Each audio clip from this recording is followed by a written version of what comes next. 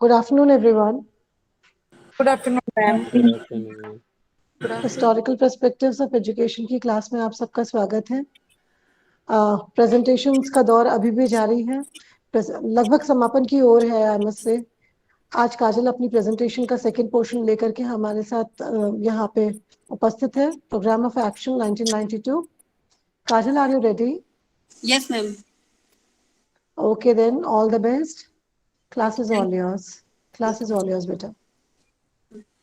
Good afternoon, ma'am. Good afternoon, class. Good afternoon, Good ma'am. afternoon, ma'am. Good afternoon, ma'am. हम लोग historical perspective of education के अंतर्गत programme of action 1992 का अध्ययन कर रहे थे और इसके अंतर्गत हमने इसके बैकग्राउंड की बात कर ली थी। इसके संशोधन हेतु जो समितियां बनी थी उसका अध्ययन कर लिया था। संशोधन हेतु जो समितियां बनी थी उसकी अध्यक्षता किसने की थी उनके बारे में जाना था। और 1992 जो संशोधित राष्ट्रीय शिक्षा नीति है ये क्या है, इसके उद्देश्य क्या है, रूपरेखा क्या है, यहाँ तक हमने बात कर ली थी। और इसके बाद हम बात कर रहे थे संशोधित कार्यान्वयन कार्यक्रम के अंतर्गत जो इसके खंड थे, 23 खंड दिए हुए थे, उसमें से प्राइमरी एजुकेशन तक हम लोगों ने बात कर ली थी। और आज हम शुरू करेंगे सेकेंडरी एजुकेशन से।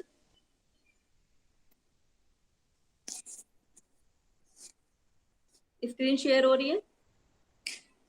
Show Yes, ma'am. Okay. Screen भी शेयर हो रही है परफेक्ट, और आवाज भी बिल्कुल क्लियर आ रही है। Don't worry. ओके, तो हम लोगों ने प्राइमरी एजुकेशन तक बात कर ली थी और अब हमारा नेक्स्ट जो है वो है माध्यमिक शिक्षा, सेकेंडरी एजुकेशन। तो माध्यमिक शिक्षा जो हमारा है वो शिक्षा के जो 3 स्तर होते हैं, प्राइमरी, सेकेंडरी और हायर लेवल। तो ये इन तीनों में सबसे इम्पोर्टेंट रोल प्ले करता है। और कहते हैं कि जो सेकेंडरी एजुकेशन है ये हायर एजुकेशन के लिए एक बेस तैयार करता है और यहीं से बालक जो होता है वो अपने व्यवसाय के लिए तैयारी शुरू करता है। तो सेकेंडरी एजुकेशन को बालक बालिकाओं तक पहुंचाने, उनका नामांकन बढ़ाने के लिए और जातिगत लिंग भेद को कम करते हुए एक सिस्टमैटिक ढंग से सेकेंडरी एजुकेशन के विस्तार को, इसके लिए प्रोग्राम ऑफ एक्शन में कुछ महत्वपूर्ण प्रावधान प्रस्तुत किए गए थे। इन्होंने कहा कि जो असेवित क्षेत्र हैं वहां पे नए स्कूल खोले जाएं। असेवित क्षेत्र ऐसे क्षेत्र होते हैं जहाँ पे सरकार द्वारा या अन्य किसी के द्वारा अभी तक सुविधाएं उपलब्ध नहीं कराई गई है। तो प्रोग्राम ऑफ एक्शन में कहा गया कि ऐसे क्षेत्रों में नए स्कूल खोले जाएं। साथ ही साथ गर्ल्स के लिए और SC ST के जो स्टूडेंट मैं सुन रही थी उस दिन, जैसे गोपाल सर ने उस दिन, जब से ये शब्द मैंने सुना उनके मुंह से, मैं बड़ी कंफ्यूज हूँ कि अगर कोई पूछे what you understand by education, तो सर उन्होंने कहा ना, वो जहाँ सर ने बोला education can, according to me education can not be defined, then what is it? Ma'am, आपकी आवाज बहुत तेज आ रही है। हाँ वीरेंद्र, क्या कह रहे हो बेटा? मैम, आपकी आवाज बहुत तेज आ रही है। अच्छा अच्छा, काजल सॉरी। मैम की आवाज नहीं सुनाई दे रही। Okay okay.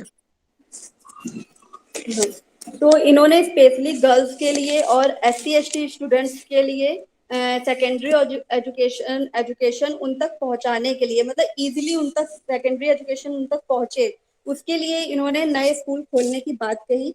और वहां पे जो सुविधाएं हैं वो उपलब्ध सुविधाओं को और अधिक बढ़ाने की बात इसमें कही गई थी। साथ ही साथ इन्होंने करिकुलम में विविधता लाने की बात कही। जैसा कि पहले इन्होंने कहा कि जो बालक है वहाँ उसकी व्यवसाय की तैयारी यहीं से शुरू हो जाती है। तो इन्होंने इसमें कहा कि करिकुलम को इस तरह से डिजाइन किया जाए, उसमें इतनी वैरायटी लाई जाए जिससे कि जो स्टूडेंट्स हैं वो अपने इंटरेस्ट के अकॉर्डिंग चीजों को अडॉप्ट कर सके और अपने आगे के फ्यूचर के बारे में सोच सके। साथ ही इन्होंने सेमेस्टर प्रणाली विकसित करने की बात करी और इन्होंने परीक्षाओं में सुधार के लिए एक व्यापक योजना बनाने की बात कही। इन्होंने कहा कि अगर हमें शिक्षा के स्तर में सुधार लाना है तो हमें एग्जाम्स के लिए प्लानिंग बनानी पड़ेगी, तभी हम शिक्षा के स्तर में गुणात्मक सुधार ला सकते हैं। नेक्स्ट है हमारा नवोदय विद्यालय। इन्होंने कहा कि इसमें जो सोशियो इकोनॉमिक स्टेटस को ध्यान दिए बिना जो हायर अचीवर्स होते हैं उनकी गुणवत्तापरक सेकेंडरी एजुकेशन उपलब्ध कराने के लिए 1986 से ही नवोदय विद्यालयों की स्थापना की जा रही थी और यहाँ पर सह शिक्षा और आवासीय शिक्षा पूरी तरह से दी जाती थी। क्लास 6 से 12 तक के जो स्टूडेंट्स थे उनको फ्री एजुकेशन यहाँ दी जाती है और क्योंकि ये एक आवासीय होता है और यहाँ पर फूड रेसिडेंस और ड्रेस बुक स्टेशनरी इन सब चीजों की ये सब चीजें जो है फ्री में मिलती हैं। लेकिन साथ ही साथ जो 9 से 12 तक के स्टूडेंट्स होते हैं उनको उनके लिए इन्होंने कहा कि वे उनसे 600 रुपए पर मंथ लेते हैं विद्यालय विकास निधि के रूप में। लेकिन उसमें भी कंडीशन ये है कि जो गरीबी रेखा से नीचे के हैं या फिर SC ST हैं या गर्ल्स हैं तो उन विद्यार्थियों से ये शुल्क नहीं लिया जाता है। और अगर किसी के पेरेंट्स गवर्नमेंट एम्प्लॉय हैं तो उनसे फिर ये 1500 रुपए पर मंथ के हिसाब से लेते हैं। तो इन्हीं सब सुविधाओं को देखते हुए और इस कॉन्सेप्ट को आगे प्रमोट करने के लिए प्रोग्राम ऑफ एक्शन में इससे संबंधित भी प्रावधान किए गए। जैसे इसमें कहा गया कि सभी राज्यों के जो जनपद हैं वहां पे नवोदय विद्यालय प्रारंभ किए जाए और साथ ही साथ जो वहां पे एंट्रेंस एग्जाम होते हैं जवाहर नवोदय विद्यालय चयन परीक्षा, तो वो जो एंट्रेंस एग्जाम होता है वो रिलायबल और वैलिड हो, उसमें किसी भी प्रकार की धांधली ना हो। तो इन्होंने ये कोशिश करी कि जो भी एंट्रेंस एग्जाम हो रहे हैं वो सही तरीके से हो।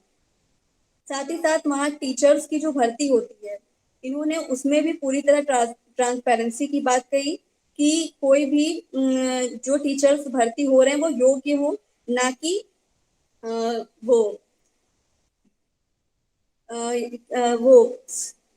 घूस दे के आए या इस तरीके से गलत तरीके से ना आए। जो रियली डिजर्व करता है उन्हीं टीचर्स की भर्ती वहां पे की जाए। नेक्स्ट है हमारा व्यावसायिक शिक्षा। इसके अंतर्गत है कि शिक्षा को व्यवसाय के साथ जोड़ना ही हमारी व्यावसायिक शिक्षा कहलाता है और एजुकेशन के फील्ड में वोकेशनल एजुकेशन को ऐड करने का जो सबसे पहले जो प्रयास किया था वो कोठारी आयोग द्वारा 1964 में किया गया था और वोकेशनल एजुकेशन के प्रति गंभीरता दिखाते हुए प्रोग्राम ऑफ एक्शन 1992 में भी कुछ प्रावधान किए गए। जैसे कि उन्होंने कहा कि जो वोकेशनल एजुकेशन है उसकी नियोजन और समन्वय स्थापित करने के लिए और साथ ही साथ उसको सही डायरेक्शन देने के लिए एक व्यावसायिक शिक्षा संयुक्त परिषद का गठन किया जाए, जिसका काम ये होगा कि जो करिकुलम डिजाइन हो रहा है वोकेशनल करिकुलम वो उसको डेवलप करे और एक कुछ ऐसी नीतियों का निर्माण करे जिसके द्वारा उस करिकुलम को सही तरह से अप्लाई किया जाए। इसके अतिरिक्त इन्होंने ये भी बताया कि जो वोकेशनल एजुकेशन है उसका एक मेन ऑब्जेक्टिव ये होता है कि वो बच्चों में एक हेल्दी एटीट्यूड डेवलप करे। किस चीज के लिए? उनके काम और जीवन के लिए, कि उनके काम और जीवन के प्रति उनके अंदर हेल्दी एटीट्यूड डेवलप हो, जिससे वे अपने अंदर स्वावलंबन की भावना विकसित कर सके। और साथ ही साथ इन्होंने ये भी कहा कि जो पाठ्यक्रम का निर्माण किया जाए वो समय की आवश्यकता और मांग के अनुसार किया जाए। जैसे कि अभी भी नए नए कोर्सेज चल रहे हैं और इस समय फिजिकल एक्टिविटीज को इतना ज्यादा महत्व दिया जा रहा है कि एक नया वो आया योगा का।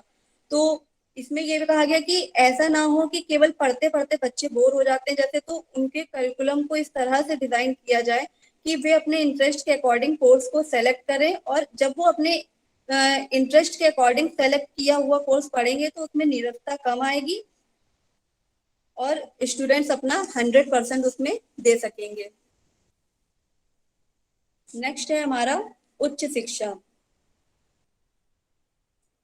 जनरली जो सबको शिक्षा दी जाती है उस शिक्षा से ऊपर किसी एक विशेष विषय में जो विशेष शिक्षा ली जाती है उसे उच्च शिक्षा कहते हैं। और इस संदर्भ में ये व्यवस्था की गई प्रोग्राम ऑफ एक्शन में कि उन्होंने कहा कि हायर एजुकेशन के विस्तार के लिए राज्यों में उच्च शिक्षा राज्य परिषद बनाई जाए। साथ ही साथ उन्होंने कहा कि स्वायत्त महाविद्यालयों की संख्या को बढ़ाया जाए। स्वायत्त महाविद्यालय से तात्पर्य ऐसे महाविद्यालयों से है कि जिनको सरकार से किसी भी प्रकार की वित्तीय सहायता नहीं मिलती है और वे अपनी आर्थिक जरूरतों को स्वयं पूरा करते हैं। इसके साथ ही इन्होंने नवाचार के प्रयोग पर अधिक से अधिक बल देने की बात करी और इन्होंने विश्वविद्यालयों में रिसर्च, साइंस, आईटी को बढ़ावा देने के लिए और उनकी क्वालिटी को इम्प्रूव करने की बात करी।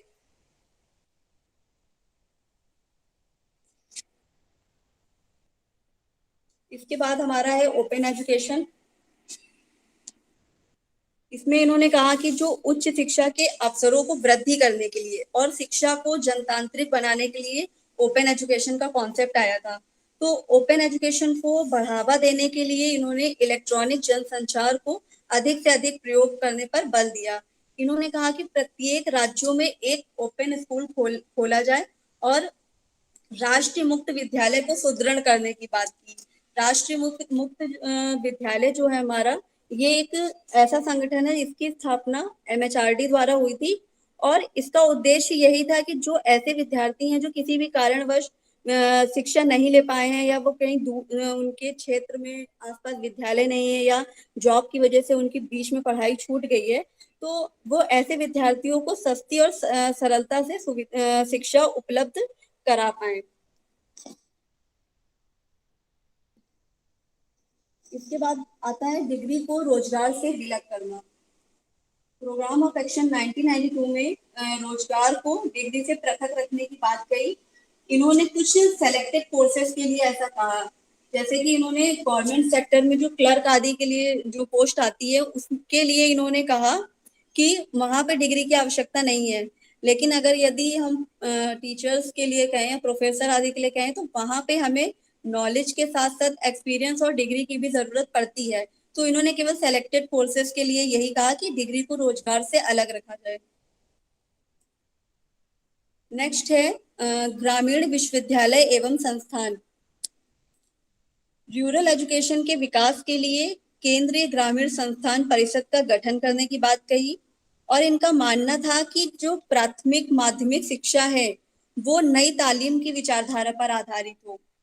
और नई तालीम हमारी वही बेसिक एजुकेशन है जो गांधी जी द्वारा दी गई थी 1937 में, और गांधी जी इसमें सोशल चेंज लाने के लिए कॉन्सेप्ट आया था और इस शिक्षा का जो मेन ऑब्जेक्टिव था वो यही था कि सभी को शैक्षणिक, आर्थिक, सामाजिक विकास हो और स्पेशली जो पिछड़े वर्ग के लोग थे उनको शोषण मुक्त करके एक नए समाज की रचना की जाए।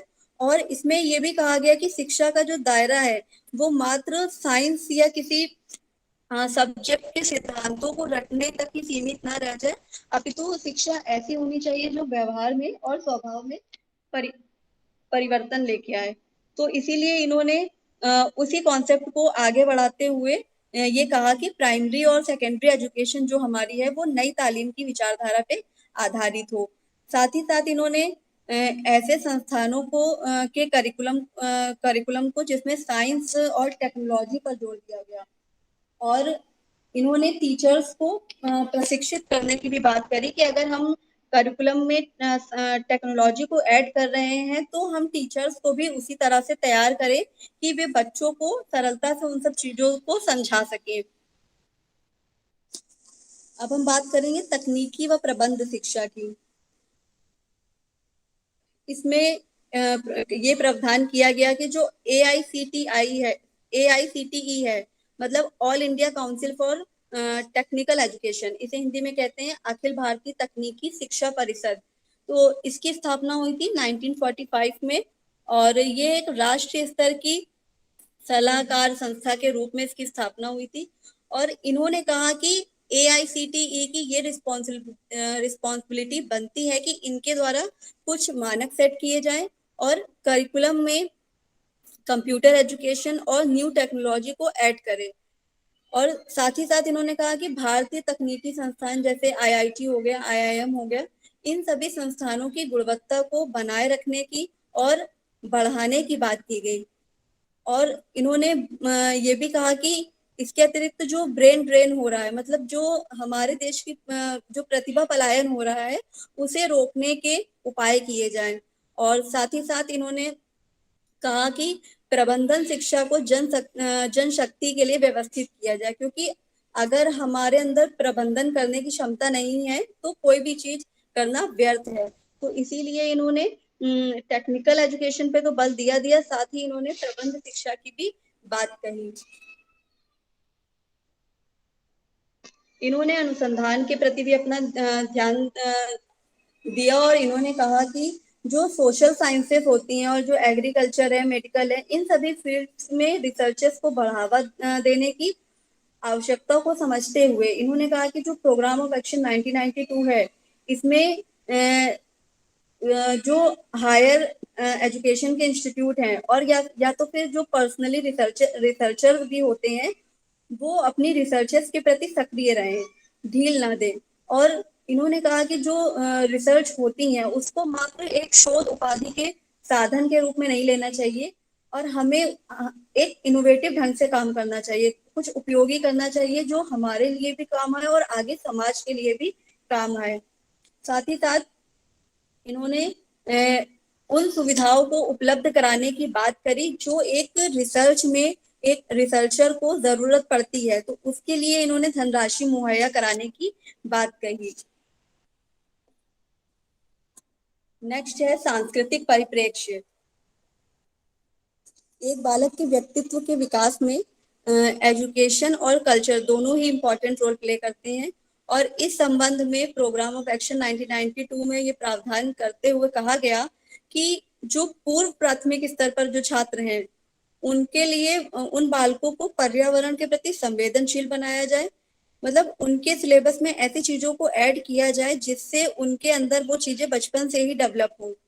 साथ ही साथ प्राथमिक स्तर पे इन्होंने कहा कि बालक की के अंदर सांस्कृतिक विरासत, लोकगीत, इन सब के प्रति उनको उनका ध्यान आकर्षण किया जाए। जैसे विद्यालयों में फैंसी ड्रेस कॉम्पिटिशन्स होते हैं, इस तरह की चीजें ऑर्गेनाइज कराई जाए जिससे बालक जो है वो अपने कल्चर के प्रति जाने और उसके अंदर वो दृष्टिकोण डेवलप हो। माध्यमिक स्तर पे इन्होंने कहा कि छात्र को स्वयं आगे बढ़कर सामुदायिक रूप से हर चीज में पार्टिसिपेट करना चाहिए और सांस्कृतिक विकास के लिए जैसे स्किट होते हैं, प्ले होते हैं, इस तरह की चीजों को ऑर्गेनाइज करना चाहिए। विश्वविद्यालय स्तर पर इन्होंने कहा कि जो संगीत और ललित कला आदि हैं, इन सबको करिकुलम में ऐड करना चाहिए जिससे कि बालक के अंदर उन सब चीजों के प्रति विस्तृत जानकारी बालक को प्राप्त हो।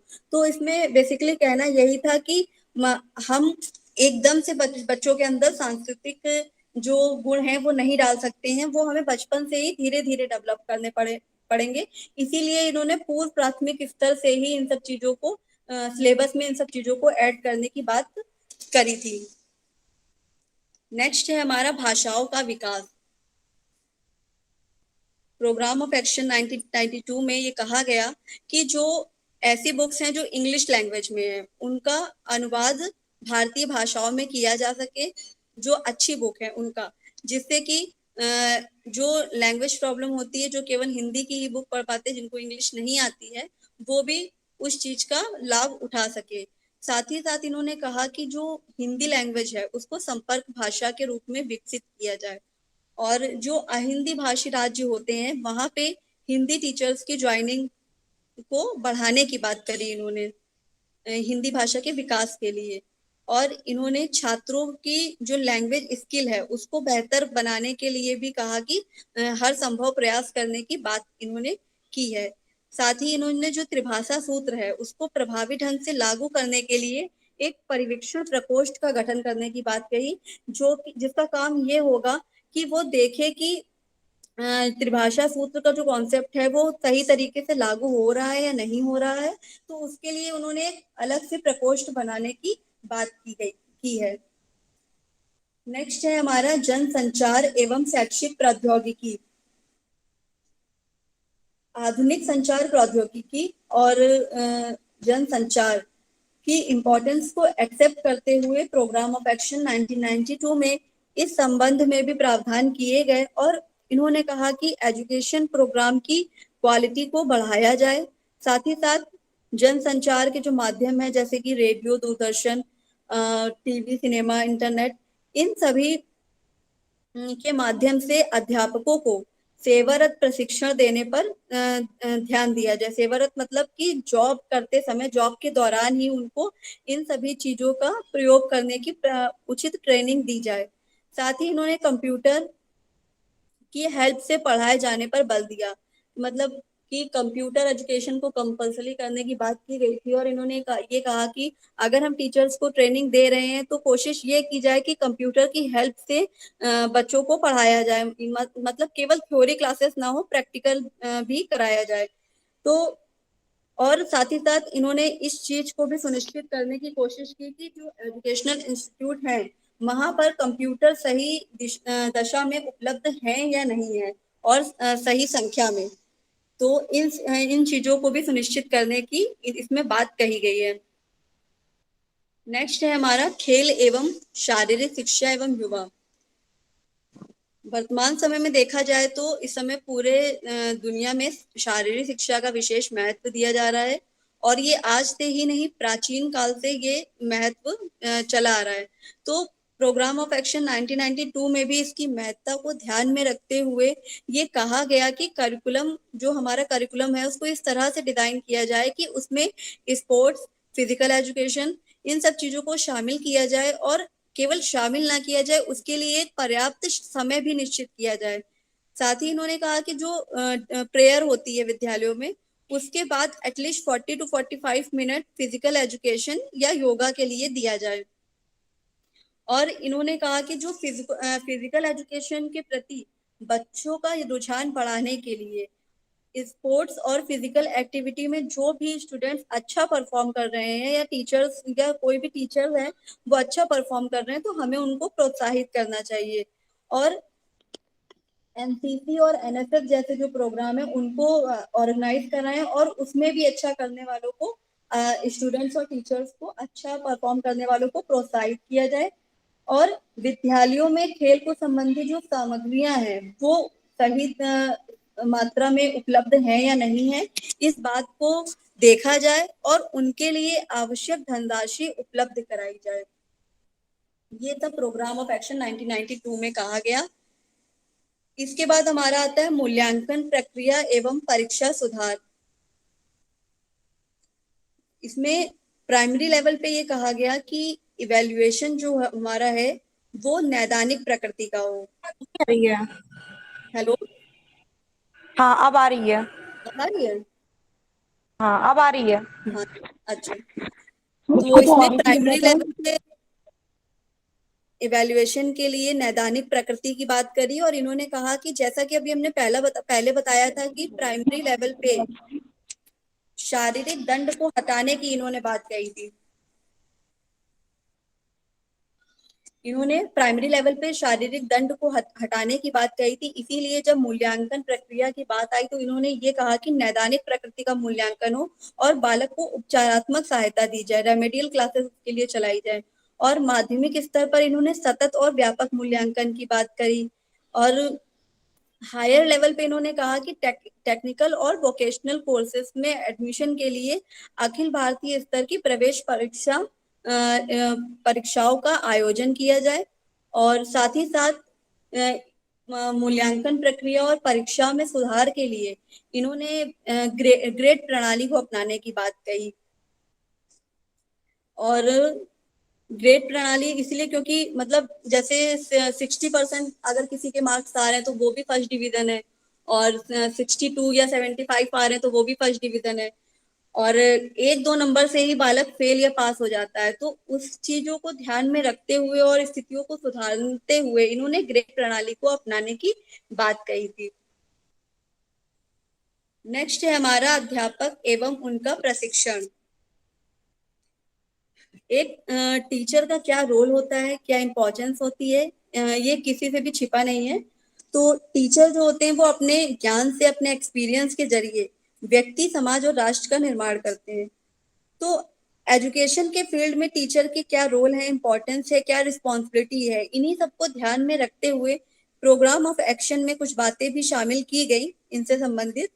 इन्होंने कहा कि टीचर एजुकेशन की जो योजनाएं चल रही हैं, जैसे डाइट वगैरह चल रहा था, तो उन्होंने कहा कि इनको और इम्प्रूव करके इनको कंटिन्यू किया जाए। और साथ ही साथ इन्होंने कहा कि जो टीचर्स हैं उनके लिए प्रत्येक वर्ष 5 लाख टीचर्स के लिए ओरिएंटेशन प्रोग्राम ऑर्गेनाइज कराया जाए, जिससे कि उन्हें प्रशिक्षण दिया जा सके वहां पे। और इन्होंने कहा कि टीचर्स की जो चयन प्रक्रिया है उसमें भी सुधार किया जाए, और उनकी सैलरी और सुविधाओं को बढ़ाने की बात भी इसके अंतर्गत की गई थी। नेक्स्ट है हमारा और लास्ट है ये शिक्षा का प्रबंध। एजुकेशन हो या और अदर कोई फील्ड हो, उसमें अगर मैनेजमेंट नहीं है तो वहां पे कोई भी व्यवस्था सुचारू रूप से नहीं चल सकती है। तो शिक्षा के समुचित प्रबंधन की आवश्यकता को दृष्टिगत रखते हुए प्रोग्राम ऑफ एक्शन 1992 में ये कहा गया कि जो कर्मचारियों की नियुक्ति है और उनका प्रमोशन है और साथ ही साथ ट्रेनिंग, इन सभी चीजों पर ध्यान दिया जाए। साथ ही ऐसे प्रयास किए जाएं कि जो कर्मचारियों द्वारा की जाने वाली कंप्लेन है, कि मतलब प्रबंधन का मतलब ही ये है कि हर चीज से संबंधित व्यवस्था को वो ध्यान में रखे। तो यदि किसी कर्मचारी की तरफ से कोई कंप्लेन आ रही है किसी भी चीज से रिलेटेड, तो कोशिश ये करनी चाहिए कि उन समस्याओं को जल्द से जल्द सॉल्व किया जाए। तो ये था हमारा शिक्षा का प्रबंध।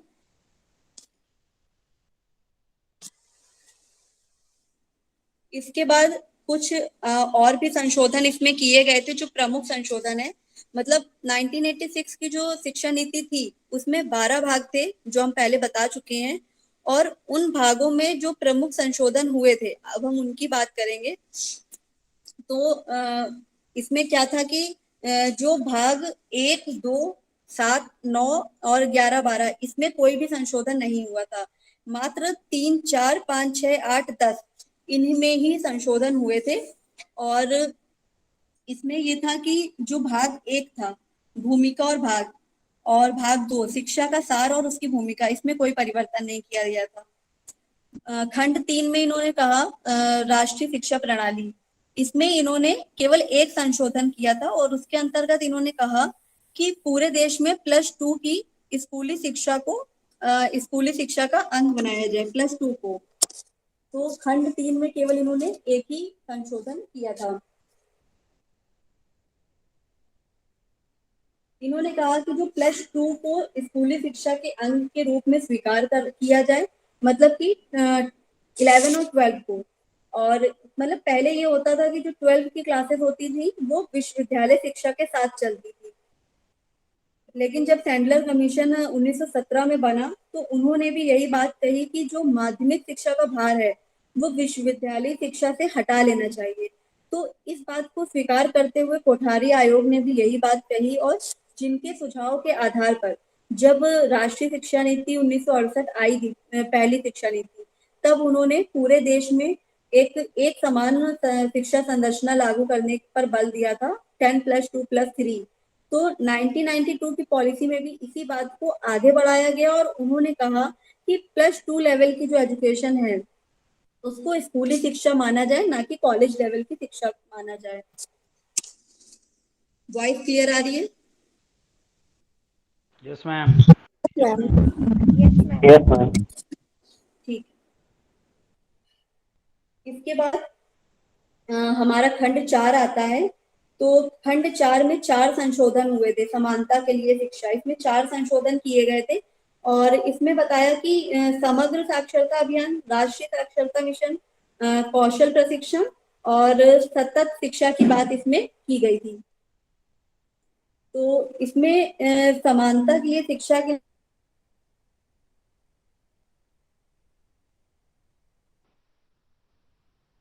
1986 की जो शिक्षा नीति है तो इसमें इन्होंने सर्व शिक्षा अभियान की बात की, और प्रोग्राम ऑफ एक्शन में इसमें और अधिक जोर देने की बात की। मतलब बात वही की है लेकिन इसमें और अधिक दृढ़ता से उसको लागू करने की बात कही है। इसमें यह भी कहा गया कि जो रोजगार केंद्रित स्किल बेस्ड ट्रेनिंग प्रोग्राम चलाए जाए, जिससे कि किसी भी बालक को अपने इंटरेस्ट और नीड के अकॉर्डिंग ट्रेनिंग प्रोग्राम सेलेक्ट करें और उसको सेलेक्ट करने में उसको पूरा फ्रीडम हो। और ये जो कार्यक्रम चलाए जाएंगे 10th के बाद रखने का निश्चय इन्होंने इसमें किया। राष्ट्रीय साक्षरता मिशन के लिए उन्होंने ये कहा कि इस तरह की जो शिक्षा व्यवस्था है जिसमें कि लोगों को ऐसी शिक्षा व्यवस्था लागू की जाए जिससे कि लोगों की गरीबी दूर हो, और इस तरह का करिकुलम डिजाइन किया जाए जिससे राष्ट्रीय एकता की भावना डेवलप हो, और साथ ही साथ पर्यावरण के प्रति जागरूकता उत्पन्न हो, और केवल पेड़ लगाने से ही नहीं, उनको संरक्षित करने की भी बात इसमें कही गई। इसमें लघु परिवार की संकल्पना की बात की गई। देश में जो निरंतर बढ़ रही जनसंख्या और गरीबी को रोकने के उपाय करने की बात कही गई। तो ये जो हमारा लघु परिवार का कॉन्सेप्ट दिया गया, इन सबके अतिरिक्त इसमें इन्होंने नारी समानता को प्रोत्साहन देने की बात कही। जैसे कि 1986 वाली पॉलिसी में भी आपने पढ़ा था कि उसमें नारी शिक्षा की बात की गई थी। वैसे ही प्रोग्राम ऑफ एक्शन में भी उस समय की परिस्थितियों को देखते हुए नारी समानता और नारी सशक्तिकरण पर बल देने की बात कही। ये सब चीजें इसमें क्यों शामिल की गई, जैसे निर्धनता निवारण, लघु परिवार, पर्यावरण संरक्षण, ये सब क्या है, एक ज्वलंत मुद्दे हैं और जो कि हमारे समाज से और समाज के विकास से कनेक्ट है। तो ये तभी हो सकते हैं जब हम शिक्षित हो, जागरूक हो, और इसीलिए इन बिंदुओं को इसमें शामिल किया गया है, जिससे अधिक से अधिक लोग इसके प्रति अवेयर हो सके। तो ये हमारा खंड 4 था। इसके बाद हमारा खंड 5 आता है, विभिन्न स्तरों पर शैक्षिक पुनर्गठन। प्रोग्राम ऑफ एक्शन का जो ये खंड 5 है, सबसे ज्यादा जो संशोधन हुए वो इसी के अंदर हुए। इसमें टोटल 7 संशोधन किए गए हैं। इसमें ब्लैक बोर्ड योजना को के विस्तार करने की बात कही है, कंपलसरी और फ्री एजुकेशन प्रोवाइड करने की बात की गई है, ओपन एजुकेशन, इवैल्यूएशन, एग्जामिनेशन, इन सभी मुद्दों पर इसमें बात की गई है। ऑपरेशन ब्लैक बोर्ड योजना सभी को पता है 1987 से प्रारंभ हुई थी, और इसका जो मेन ऑब्जेक्टिव था वो था प्राइमरी स्कूल्स में न्यूनतम शिक्षण सामग्री उपलब्ध कराना। 1986 वाली जो पॉलिसी आई थी उसके बाद ये योजना आई थी, और तब इसमें ये कहा गया था कि विद्यालय में 2 कमरे और 2 टीचर्स की बात की गई थी। बट जब ये रिवाइज्ड पॉलिसी आई 1992 वाली, तो इसमें 3 कमरे और 3 टीचर्स की बात की गई, और इसमें ये कहा गया कि एक महिला टीचर इसमें होनी चाहिए। साथ ही इसमें ये कहा गया कि जो पहले प्राइमरी लेवल तक था, जो ऑपरेशन ब्लैक बोर्ड योजना है, ये प्राइमरी लेवल तक बात की गई थी 1986 वाली पॉलिसी में। बट जब रिवाइज्ड पॉलिसी आई और जब संशोधन हुआ, तो इसमें इसको विस्तार करके इसमें उच्च प्राथमिक स्तर तक लागू करने की बात इसमें कही गई। और साथ ही साथ इसमें जो ड्रॉप आउट बच्चे हैं, जो किसी भी कारण से बीच में पढ़ाई छोड़ देते हैं, ऐसे बच्चे जो अपना पेट भरने के लिए कहीं काम कर रहे होते हैं, जैसे चाय का होटल हो गया, और भी जैसे लड़कियां हैं जो किसी भी कारण से विद्यालय तक नहीं पहुंच पा रही हैं, तो ऐसे बच्चों के लिए उन्होंने इसमें अनौपचारिक शिक्षा की बात कही। इन्होंने कहा कि जैसे क्योंकि उनको शिक्षा से वंचित ना रखा जाए। जैसे कि हम लोग पढ़ चुके हैं, शिक्षा 2 प्रकार की होती है, औपचारिक और अनौपचारिक। औपचारिक में सब कुछ निश्चित होता है, पर यहाँ पे अनौपचारिक शिक्षा की बात कही गई है उनकी सुविधा के अकॉर्डिंग, क्योंकि अगर वो काम करने जाते हैं या किसी भी कारण से वो उस टाइम पे एक निश्चित समय पे विद्यालय तक नहीं पहुंच पाते हैं, तो उनके लिए उनके भविष्य को ध्यान में रखते हुए अनौपचारिक शिक्षा की बात इसमें की गई।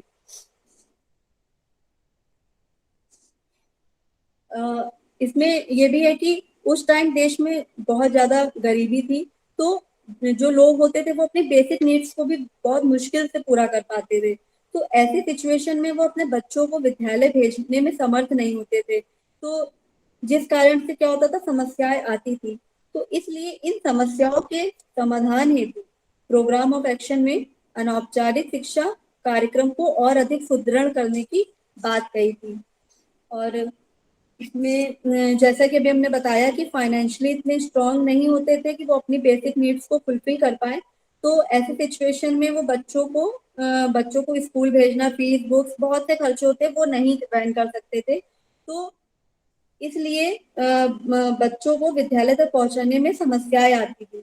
तो इसलिए यहाँ पर एक राष्ट्रीय स्तर पर मिशन चलाने की बात की गई थी, जिसमें कि 14 वर्ष तक के जो बच्चे हैं, 14 वर्ष की आयु के जो बच्चे हैं, उनको फ्री और कंपलसरी एजुकेशन उपलब्ध कराई जाए, उनको अधिक से अधिक संख्या में विद्यालयों तक पहुंचाया जाए। नेक्स्ट है हमारा खंड 6 तकनीकी तथा प्रबंध शिक्षा। इसमें केवल एक ही संशोधन किया गया था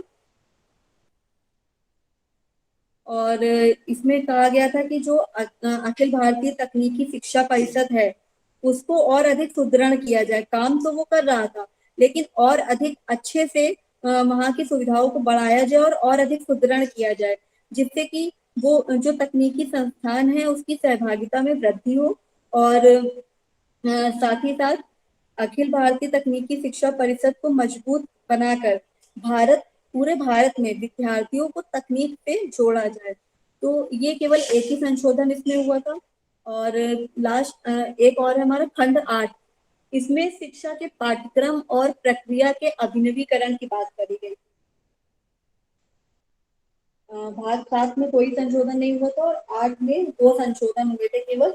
इसमें पॉपुलेशन एजुकेशन की बात की गई थी और परीक्षा सुधार शिक्षा के पाठ्यक्रम, और इसमें परीक्षा सुधार और पॉपुलेशन एजुकेशन की बात की गई थी। बढ़ती जनसंख्या को देखते हुए और उसकी गंभीरता को समझते हुए यहाँ पे पॉपुलेशन एजुकेशन का कॉन्सेप्ट आया। काजल, यस मैम।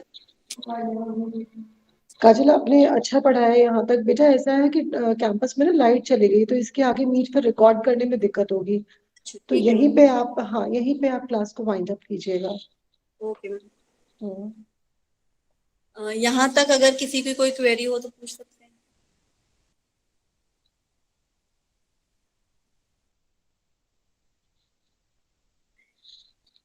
आवाज आ रही है? हाँ आ रही है मैम। यस मैम, आ रही। इसके बाद का हम जो है इसके बाद का कल फिर पढ़ेंगे, इसके बाद क्योंकि सिचुएशंस थोड़ा सा फेवरेबल नहीं है ना, लाइट नहीं है बेटा, इस वजह से फिर रिकॉर्ड नहीं हो पाएगा। ठीक है, ठीक है मैम। Thank you everyone. ठीक। Thank you ma'am.